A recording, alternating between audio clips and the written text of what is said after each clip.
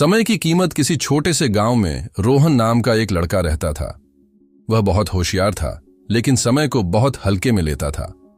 दिन भर दोस्तों के साथ घूमना, मोबाइल पर गेम खेलना और बिना किसी लक्ष्य के समय बर्बाद करना उसकी आदत बन गई थी। उसके माता पिता हमेशा उसे समझाते थे, बेटा, समय बहुत कीमती है, अगर तुम इसे बर्बाद करोगे तो भविष्य में पछताओगे। लेकिन रोहन को इन बातों की परवाह नहीं थी। परीक्षा में असफलता। रोहन का स्कूल में प्रदर्शन पहले अच्छा था, लेकिन समय के साथ उसकी आदतें बिगड़ने लगीं। वह पढ़ाई के बजाय मौज मस्ती में लगा रहता।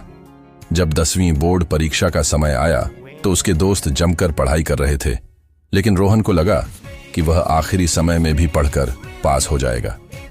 परीक्षा का रिजल्ट आया और यह उसके लिए एक बड़ा झटका था। वह अच्छे अंक नहीं ला सका। उसके दोस्त आगे की पढ़ाई के लिए बड़े कॉलेजों में चले गए, लेकिन रोहन को एक औसत कॉलेज में दाखिला लेना पड़ा। उस दिन उसके पिता ने कहा, बेटा, यह सब इसलिए हुआ क्योंकि तुमने अपने समय का सही उपयोग नहीं किया। जो समय चला जाता है वह वापस नहीं आता। समय का सही उपयोग करने की शुरुआत रोहन को पहली बार एहसास हुआ कि उसने कितना कीमती समय बर्बाद कर दिया। उसने ठान लिया कि अब से वह समय का सही उपयोग करेगा। वह अपने दिनचर्या को सुधारने लगा। सुबह जल्दी उठना और पढ़ाई करना, सोशल मीडिया और गेम्स पर समय कम करना, हर विषय को नियमित रूप से पढ़ना, एक टाइम टेबल बनाना और उसका पालन करना, धीरे धीरे उसकी मेहनत रंग लाने लगी। उसकी पढ़ाई में सुधार हुआ और उसके शिक्षक भी उसकी मेहनत को देखकर हैरान थे। सफलता की ओर कदम। कॉलेज के अंतिम वर्ष में उसने एक लक्ष्य बनाया कि उसे एक बड़ी कंपनी में नौकरी करनी है।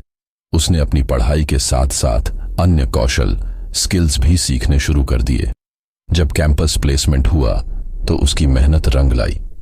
उसे एक प्रतिष्ठित कंपनी में नौकरी मिल गई।